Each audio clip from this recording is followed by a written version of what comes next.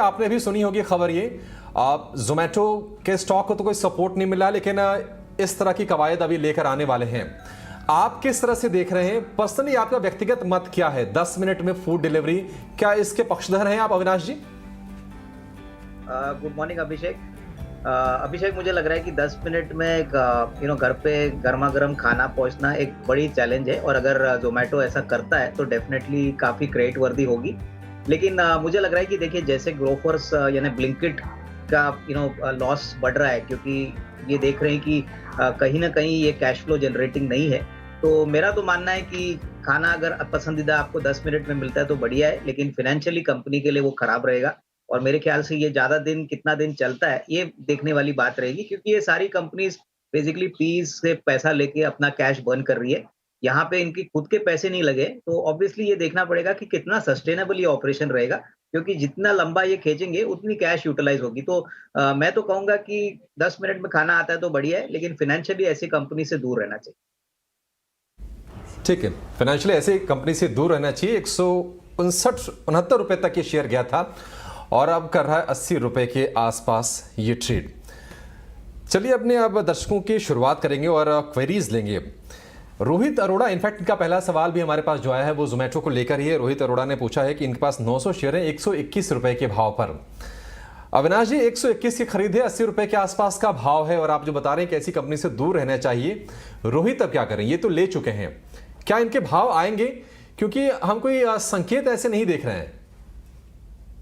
नहीं, बिल्कुल। इनफैक्ट अभिषेक, जैसे मैंने कहा कि देखिए, ये जोमेटो तो वैसे भी लॉस मेकिंग कंपनी है, कोई ऑपरेटिंग एबिटा या कैश फ्लो जनरेट नहीं कर रही है। उसके अलावा इन्होंने ग्रोफर्स में पैसा डाला है, जो वापस एक लॉस मेकिंग कंपनी है। और ये जो 10 मिनट का जो गेम प्लान है, ये और भी खतरनाक है, क्योंकि इससे काफी कैश और बर्न होगी, और शॉर्ट टर्म में तो डेफिनेटली पैसा बनेगा नहीं।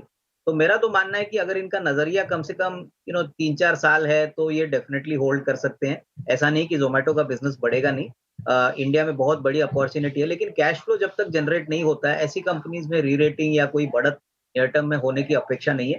तो इनको अगर एकदम शॉर्ट टर्म का व्यू लेके काम करना है तो मेरे ख्याल से निकल जाए, लेकिन अगर 3-4 साल का टाइम फ्रेम ये दे सकते हैं जोमेटो को, तो ही यहाँ पे निवेशित रहिए। क्या सलाह देंगे आप? इसमें निवेशित रहे, बढ़िया बैंक है ये? नहीं, बिल्कुल। इनफैक्ट अभिषेक, देखिए, एक्सिस बैंक कंट्री की थर्ड लार्जेस्ट बैंक है, और सबसे बड़ी बात, इनका जो डिजिटल इनिशिएटिव है, यहाँ से डिजिटल ट्रांजैक्शंस में ये बैंक बहुत अच्छी तरह से प्रोग्रेस कर चुकी है। सबसे बड़ी बात, एसेट क्वालिटी भी ठीक ठाक है। तीसरे तिमाही के जो नंबर्स आ गए थे, वहां पे भी मैनेजमेंट कमेंट्री काफी स्ट्रांग है। और सबसे बड़ी बात, अभी कोविड जिस प्रकार से केसेस कम हो चुके हैं, हमको लग रहा है कि FY23 not only axis bank but सारे प्राइवेट सेक्टर बैंक्स के लिए काफी स्ट्रांग रहेगा। सबसे बड़ी बात, जो इंफ्रास्ट्रक्चर स्पेंडिंग और कैपिटल गुड्स के लिए जो प्रोत्साहन हमारे इस बजट में गवर्नमेंट ने दिया है, इसका फायदा भी कॉर्पोरेट कैपेक्स में आएगा। तो मेरे ख्याल से कम 1.5-2 साल का अगर ये नजरिया लगते हैं, तो मेरे ख्याल से इवन 1000 रुपीज और 1100 रुपया का भी टारगेट प्राइस पॉसिबल है। थोड़ा सा इंतजार करें, क्योंकि हमको लग रहा है कि सारे प्राइवेट सेक्टर बैंक्स में एक्सिस बैंक थोड़ा सा अंडर परफॉर्म कर चुका है। लेकिन अगर नियर टर्म की बात करें तो मुझे लग रहा है कि डेफिनेटली फोर्थ क्वार्टर तो अच्छा आएगा ही, but FY23 will be lot better. तो यहाँ पे होल्ड ऑन करने की ही राय रही। आज जी, अगर 10 साल की बात करें, जैसा कि अक्षर ने व्यू मांगा है, 5 गुना होगा क्या शेयर यहां से? नहीं, देखिए, बैंकिंग सेक्टर में इंडिया में बहुत ग्रोथ है, और मैं कहूंगा कि 3 या 4 या 5 गुना जो है वो तब होगा जब इन्वेस्टर के पास उतना टाइम फ्रेम है, थोड़ा सा पेशेंस है। नॉर्मली क्या होता है अभिषेक, की इन्वेस्टर्स 5 साल का व्यू लेके काम करते हैं, लेकिन 1.5-2 साल के बाद वो थोड़ा सा फ्रस्ट्रेट होकर निकल जाते हैं। तो डेफिनेटली पोटेंशियल तो है, उसमें कोई डाउट नहीं कि एक्सिस बैंक की बैलेंस शीट, उनका बिजनेस, उनका रेवेन्यू, उनका प्रॉफिट काफी सिग्निफिकेंटली बढ़ेगा। तो हो सकता है, पोटेंशियल तो जरूर है, बट इसमें एक ही कंडीशन है कि इन्वेस्टर्स को कन्विक्शन यहाँ पे कंटिन्यू रखना है।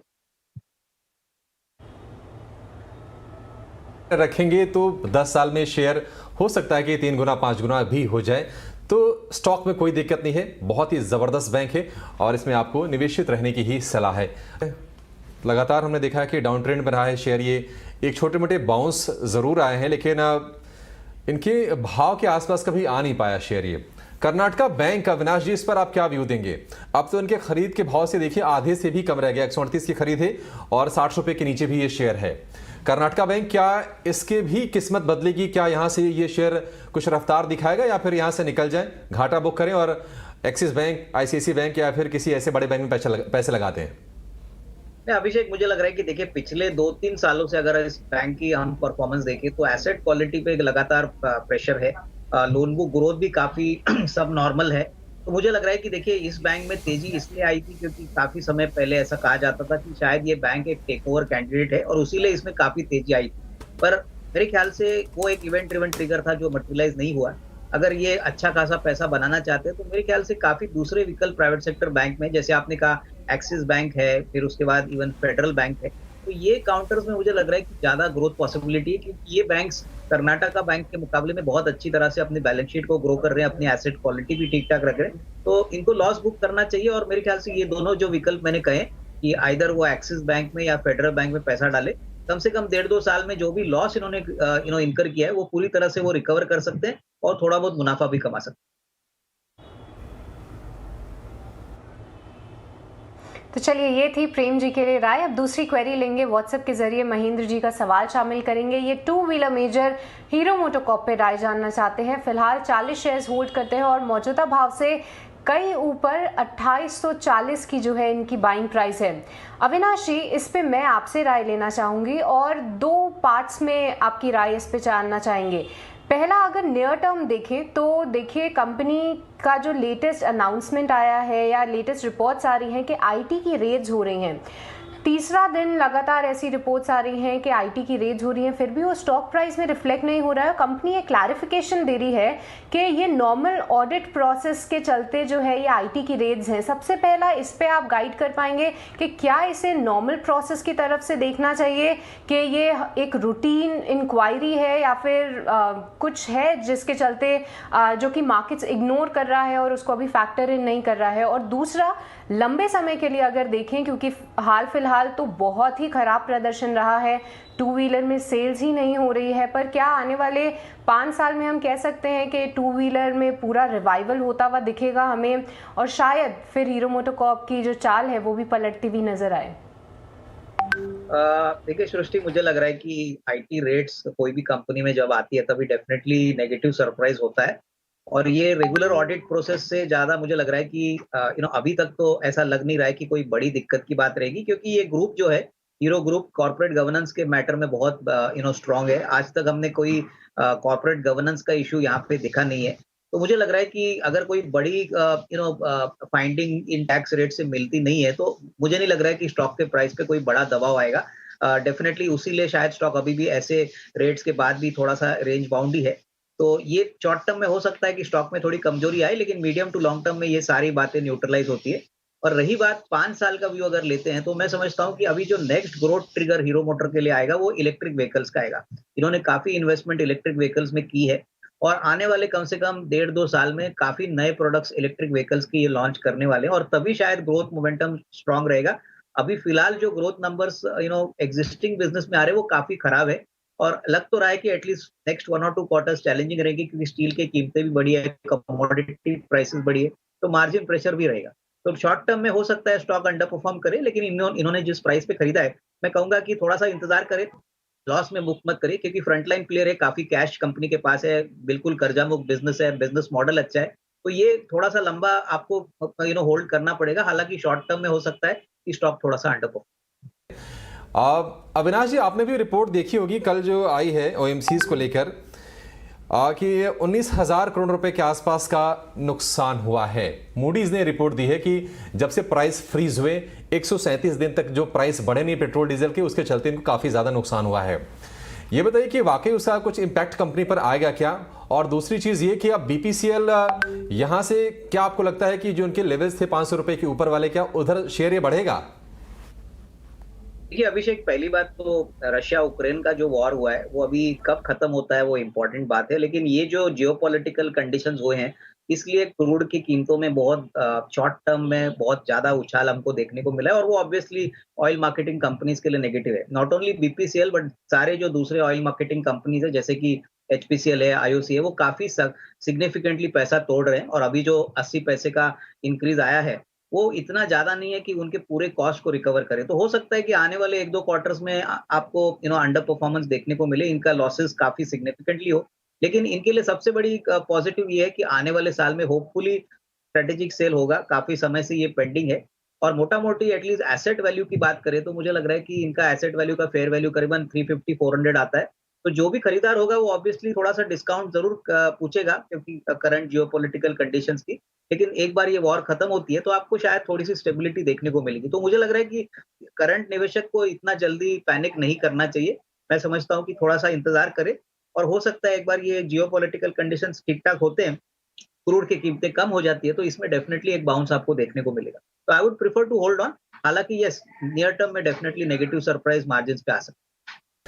अविनाश जी, जीआईसी आरई क्या लगता है आपको? अब जो इसका भाव था 52 वीक हाई वाला 217.18 का था, वहां से लगभग भी आधा हो गया शेयर। ये इसमें बने रहने में समझदारी होगी? क्या आपको लगता है कि ठीक शेयर है ये? देखिए अभिषेक, पहली बात तो जीआईसी आरई का जो बिजनेस है वो बहुत अलग है। ये बेसिकली ग्लोबल इंश्योरेंस मार्केट में रहते हैं, ज्यादातर री इंश्योरेंस करते हैं, यानी इंश्योरेंस कंपनीज को री इंश्योर करने का काम करते हैं। तो ये नॉर्मल जनरल इंश्योरेंस या लाइफ इंश्योरेंस की जैसे इनका बिजनेस नहीं है और इनका ज्यादातर बिजनेस ग्लोबली डिपेंडेंट होता है। ग्लोबल मैक्रोज अगर खराब होते हैं तो डेफिनेटली इनका बिजनेस पे असर आता है। पिछले 2 साल में कोविड के कारण काफी खराबी इनके बिजनेस में आई थी। तो मुझे लग रहा है कि अभी जो भी नेगेटिव्स है वो ऑलरेडी कंपनी के स्टॉक प्राइस में फैक्टर्ड इन है। हालांकि रिकवरी के लिए थोड़ा समय जरूर लगेगा। मेरा तो ऐसा मानना है कि ये बिजनेस में ग्रोथ मोमेंटम जरूर आएगा जब ग्लोबली ग्रोथ देखने को मिलेगा अक्रॉस ज्योग्राफीज, जैसे यूएस है, यूरोप है, रेस्ट ऑफ एशिया है। तो यहाँ पे थोड़ा सा अगर इन्वेस्टर को टाइम है, अगर कम से कम साल 1.5 साल का वो टाइम दे सकता है तो ही यहाँ पे निवेशित रहिए। क्योंकि इसमें कोई डाउट नहीं कि डाउनसाइड तो अभी प्रोटेक्टेड है, लेकिन अपसाइड्स आने के लिए और नंबर्स में ये रिफ्लेक्ट होने के लिए थोड़ा सा समय जरूर लेगा। हो सकता है कि FY23 के सेकंड हाफ से रिकवरी आपको देखने को मिले और ऑब्वियसली FY24 इनके लिए काफी अच्छा रहेगा। तो I would suggest the investor to hold on. हालांकि अभी इनका काफी लॉस है, बट अगर ये चाहे तो थोड़ा सा एवरेज भी कर सकते हैं क्योंकि ये स्पेस में ग्रोथ जरूर वापस आएगा, प्रोवाइडेड ग्लोबल ग्रोथ वापस आए। बात करेंगे अविनाश जी, आप ही गाइड कीजिए। ये तीनों के ही तीनों शेयर कम टिकट साइज वाले शेयर हैं, ये कम पैसे वाले, और कुछ में तो नुकसान भी ज्यादा हो रहा है। क्या गाइड करेंगे और आपकी क्या सलाह होगी डिश टीवी, जीवीके पावर और आरकॉम को लेकर? क्या कुछ वैल्यू है? क्योंकि बिजनेस तो काफी ज्यादा खराब हो चुकी है तीनों ही कंपनियों की। नहीं, बिल्कुल। इनफैक्ट अभिषेक, ये तीनों कंपनीज में अगर हम रिलायंस कम्युनिकेशन और जीवीके पावर की बात करें तो दोनों कंपनीज में बहुत ही खराब बिजनेस मॉडल है। इनफैक्ट रिलायंस कम्युनिकेशन ने तो अपना बिजनेस ही बंद कर दी है। वो मोबाइल बिजनेस में से तो ऑलरेडी निकल चुके हैं। तो यहाँ पे सिर्फ प्राइस को देख के खरीदना कुछ मतलब नहीं है, क्योंकि सुनर और लेटर रिलायंस कम्युनिकेशन का स्टॉक कभी डिलिस्ट होगा पता नहीं चलेगा। रही बात जीवीके पावर की, तो मैं देख रहा था कि इनका जो FY21 का बैलेंस शीट है वहां पे इनका नेटवर्क यानी जो कैरी फॉरवर्ड लॉसेस है वो करीबन 2500 करोड़ है, प्लस कोई बड़ी प्रॉफिटेबिलिटी का ट्रेंड अभी भी दिख नहीं रहा है। तो यहाँ पे भी मेरे ख्याल से कोई बड़ा रिस्क रिवॉर्ड आएगा ऐसा लग नहीं रहा है। और तीसरी कंपनी जो आपने बताई डिश टीवी, ये बेसिकली जी ग्रुप की कंपनी है। यहाँ पे ये डीटीएच प्रोवाइडर है। मुझे लग रहा है कि कहीं ना कहीं यहाँ पे भी जो कॉर्पोरेट गवर्नेंस के इश्यूज है, थोड़ा सा कर्जा बैलेंस शीट पे है, तो इनको भी इस रिकवरी करने में टाइम लगेगा। लेकिन यहाँ पे कम से कम रिलायंस कॉम और जीवीके पावर के मुकाबले में डेफिनेटली अगर ये होल्ड करते हैं तो थोड़ा बहुत मुनाफे की पॉसिबिलिटी यहाँ पे रहेगी।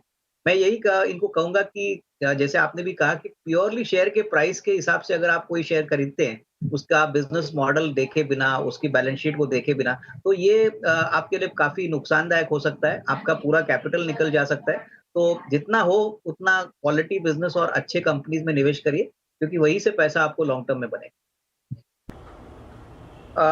देखिए, आपने सही कहा कि raw material cost steel sector के लिए बड़े हैं और इसमें कोई डाउट नहीं कि थोड़ा बहुत नियर टर्म में मार्जिन प्रेशर जरूर आएगा।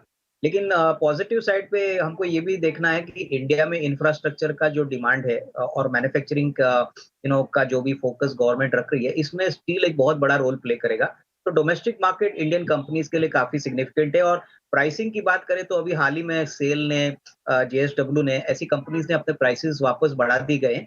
तो प्राइसिंग अभी भी ठीक ठाक है। रही बात श्याम मेटालिक्स की, तो अभी हाल ही में इन्होंने एक कॉर्पोरेट अनाउंसमेंट किया था कि ऑलरेडी वो 3000 करोड़ का कैपेक्स कर रहे थे, उसके ऊपर वो 900 करोड़ का और एडिशनल कैपेक्स कर रहे हैं। और आने वाले कम से कम 1.5-2 साल के लिए उनको लग रहा है कि डिमांड काफी अच्छी रहेगी। इनफैक्ट ये एक नोटवर्दी बात है कि कंपनी के जो इबिटा मार्जिन है वो करीबन 20-21% है। तो ऐसे बिजनेस में 20-21% मार्जिन करना बहुत ही एक नोटवर्दी बात है। कर्जे की भी बात करें तो श्याम मेटालिक्स का डेट भी है वो काफी रीजनेबल है। तो ज्यादातर एक्सपांशन इनके कैश एक्रूवल से हो रहा है। तो मुझे लग रहा है कि अगर इन्होंने ऊपरी लेवल पे खरीदा है तो थोड़ा सा समय इस स्टॉक में बिताए, कम से कम एटलीस्ट नियर टर्म में स्टॉक में थोड़ी वोलेटिलिटी रहेगी। लेकिन अगर FY23 और 24 के नंबर्स देखें तो हो सकता है कि इसमें डेफिनेटली बढ़त के लिए काफी जगह है। तो मैं समझता हूँ कि करंटली होल्ड करें और डेफिनेटली 12 टू 15 मंथ्स का नजरिया लेके इसमें अच्छा रिस्क रिवॉर्ड बनने की पॉसिबिलिटी रहेगी। इस बीच शुगर स्टॉक्स के लिए चीनी कंपनियों के लिए एक थोड़ी सी नेगेटिव खबर है। सरकार शुगर एक्सपोर्ट को रोकने पर विचार कर रही है, ऐसे सूत्रों के हवाले से एजेंसीज के थ्रू ये खबर आ रही है। और खबर के साथ ही देखिए क्या शार्प रिएक्शन है स्टॉक्स में, अचानक से नीचे ये फॉल हुए शेयर, चाहे बलरामपुर चीनी हो या फिर श्री रेणुका हो या फिर बाकी शुगर स्टॉक्स में अचानक से एक तेज गिरावट बढ़ी है। अब तक हर निशान में शेयर ट्रेड कर रहे थे, बढ़त पर थे, लेकिन जो ही ये खबर आई है अचानक से हम इसमें एक गिरावट देख रहे हैं। तो घरेलू कीमतों पर नियंत्रण करने के लिए, घरेलू बाजार में जो कीमतें बढ़ी हैं उस पर नियंत्रण करने के लिए, यहाँ पर सप्लाई थोड़ी सी ईज करने के लिए सरकार ने फैसला किया है और एक्सपोर्ट रोकने का सरकार ने फैसला किया है।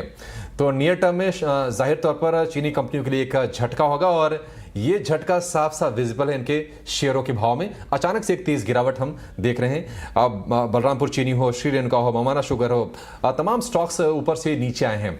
अविनाश जी, आप किस तरह से ये खबर आप देख रहे हैं, क्योंकि हम देख रहे थे कि हाल फिलहाल आप शुगर स्टॉक्स ने काफी अच्छी परफॉर्मेंस दी थी, क्या ये पहला संकेत है इस तेजी पर अब ब्रेक लगने का? डेफिनेटली देखिए, एक सप्लाई बढ़ाने की स्ट्रेटेजी गवर्नमेंट ने की है और ये इसलिए है क्योंकि अभी भी शुगर कंपनीज में जो सबसे बड़ा रेवेन्यू आता है वो शुगर से आता है और उसके बाद एथेनॉल से आता है।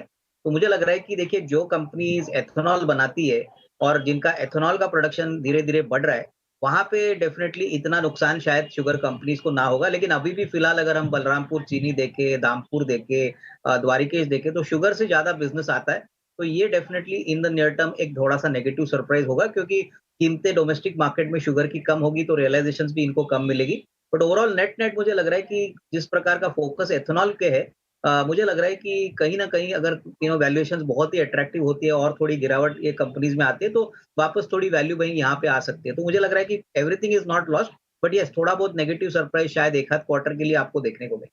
अविनाश जी, एक क्विक कमेंट आपसे चाहेंगे भारतीय एयरटेल पर। 6 से 8 महीने की जो चाल रही है अविनाश जी भारतीय एयरटेल की, अब एक रेंज बनी है, 100-125 रुपए के रेंज में ये शेयर रहा है। ये बताइए कि 5G पर वाली कुछ बड़े कुछ एनकरेजिंग अपडेट्स आते हैं तो क्या यहां से नई रैली के लिए शेयर तैयार हो जाएगा? देखिए अभिषेक, मुझे लग रहा है कि 5G डेफिनेटली भारतीय एयरटेल के लिए बहुत फायदेमंद रहेगा। ऑलरेडी हमने देखा है कि पिछले 3 से 4 महीने में जिस प्रकार के टैरिफ रेट्स बढ़े हैं, इसमें एक बात तो क्लियर हुई है कि इस इंडस्ट्री में बहुत समय के बाद प्राइसिंग पावर वापस आई है और भारतीय एयरटेल एक बहुत डोमिनेंट प्लेयर है। अभी जिस प्रकार का पहले फियर्स प्राइसिंग हुआ करता था जब जियो ने मार्केट में एंट्री की थी, वैसा माहौल अभी मार्केट में नहीं है। और ऑब्वियसली आने वाले दिनों में टैरिफ्स अगर बढ़ते हैं तो इनका इबिटा कंट्रीब्यूशन और प्रॉफिट कंट्रीब्यूशन काफी सिग्निफिकेंट रहेगा। 5G में भी इन्होंने काफी अच्छा काम किया है, तो मेरे ख्याल से ये काफी वेल पोजिशन्ड है 5G रोल आउट के लिए और इसका फायदा मिलने के लिए। तो डेफिनेटली जिस प्रकार की कमेंट्री अभी एनालिस्ट मीट में आएगी, जिस प्रकार के प्लान्स ये अनाउंस करेंगे, काफी वैल्यू अनलॉकिंग की भी बातें की पॉसिबिलिटी है, तो ये डेफिनेटली होल्ड